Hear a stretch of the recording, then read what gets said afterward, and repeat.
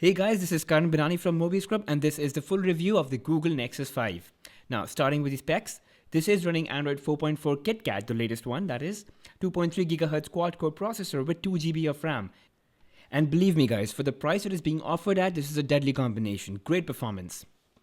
Now, at the back, you've got this really nice, soft, rubberized, matte finish on the rear panel, and it kind of really, I don't know, I really find it very pleasing, very classy, and kind of, it gives you a good grip as well.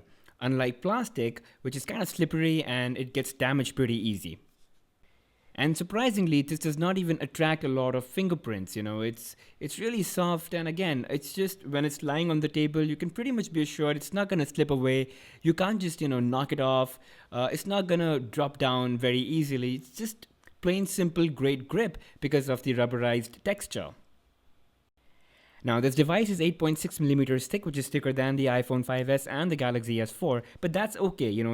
I kind of prefer slightly thicker devices because they tend to be more stable in hand, and they kind of, I don't know, I just find them more sturdy. Now, because of that thickness, it does inhibit single-handed use to some extent, but as long as you can get your fingers around it or you can wrap your palm around it, you're good to go.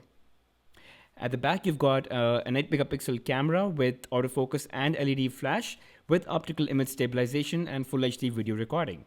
The whole body is kind of sealed in one single unibody, so there is no access to battery and no micro SD card slot, so you cannot expand beyond 16 GB or 32 GB depending on which variant you get. On the right edge, you've got a micro SIM card tray, which opens only with one of those unlock pins like the iPhones, and you've got a power unlock key as well. On the left-hand side, you've got nicely raised volume rocker and great tactile feedback. I really like the metallic finishing that they've given on that. At the bottom, you've got one speaker on the left, and then you've got a microphone on the right. So both of these are not speakers, and kind of comes in the way when you're trying to play a game. You kind of block the speaker, which is quite annoying. Now, you've got the notification LED at the bottom, right? At the center of the bottom. But I don't understand why LG has wasted all this space in the bezel area when they could have increased, the overall size of the display right here. So, it could have been definitely larger. But for some reason, LG has kind of introduced more bezel into this.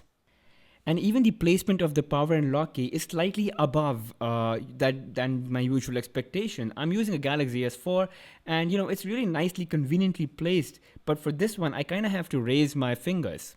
Now let's come to the software side of things. So this is running the latest Android 4.4 KitKat, and what it brings on the lock screen is an integration to the Google Now application, so you can pretty much slide up and open Google Now, or you can use the camera button on the bottom right to kind of slide the camera. Obviously, you can add widgets on the left-hand side, so you just tap onto the plus sign, kind of adds more widgets. But this feature is not enabled by default, and you'll have to enable it later. Anyway, so this is the UI, and as you can see, the wallpaper now extends on the notification tray, the area, and at the bottom behind the system navigation buttons. In the app drawer, you do not have a section for widgets separately, only icons, and definitely bigger in size. Even the Roboto font has been adjusted now.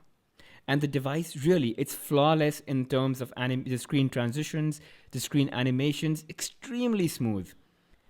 And buttery fast. It's really, really fast.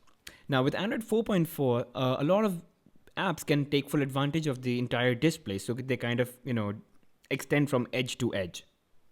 The phone dialer itself has gone quite a few changes, and definitely for the better. You can now use T9 style dictionary, so TEST, that's 8378, and kind of displays test.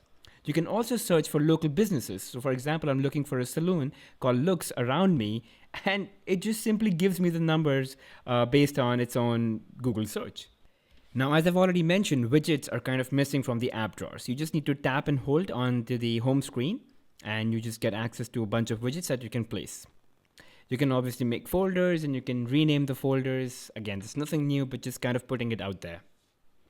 And just to, emphasize on how fast you can pretty much switch between applications, close applications, and just multitask without waiting for any kind of slowdown. This device is just amazing on that. So here's the notification panel. You've got quick toggles for Bluetooth, airplane mode, location, Wi-Fi, and so on. And talking about the display, it's a 5-inch display with a resolution of 1080 pixels by 1920 pixels. It's a pure LCD display, so you can pretty much expect great visibility in bright sunlight, amazing sharpness, and you can really, now the screen is extremely bright, as you can see right here. So you can increase the brightness all the way up and use it in bright or broad daylight. Again, very sharp and crystal clear text, wide viewing angles. The Nexus 5 comes with a bunch of preloaded applications, for example, Chrome, Drive, Quick Office, Keep, Maps, Google+, Gmail. There is no separate SMS application that's inbuilt with Hangouts now. And obviously, you've got the YouTube application. So that's Hangouts, and all your SMSs would now land into this. You can definitely install a third-party SMS application and also change your default SMS handler to that application. So you've got that feature built in. Now, I just want to demonstrate single hand use, and I have fairly average sized hands, and I'd leave it to you to perceive how easy or difficult it is to use this device using one hand. I kind of find it just about okay. I use a Galaxy S4, so I'm pretty used to large displays, but this one is slightly broader than the S4, so it is definitely slightly difficult. Now let's talk about the camera. It's got an 8 megapixel camera.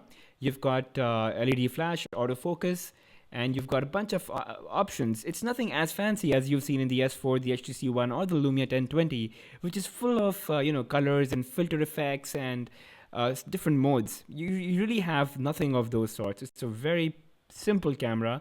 There's focus, tap to focus. And the shutter is kind of slow, it's slower than what we've seen in the Nexus 4 or even the Galaxy Nexus. There is a full review on the camera of Google Nexus, so make sure you check that out. There's a link in the description below so you can check out the video samples and the camera samples right there. You've got photosphere, and then you've also got a panorama mode. So let me finish by saying that this is a really affordable, high-end Android smartphone offering you pure Android experience, amazingly fast, superbly flawless, and silky smooth, buttery user experience. Just that, the camera is not that great, and the battery life is just about, it's going to last you some couple of 16 or 17 hours. So that's it about the Google Nexus 5. Make sure you check out the entire review. Don't forget to give a thumbs up to the video.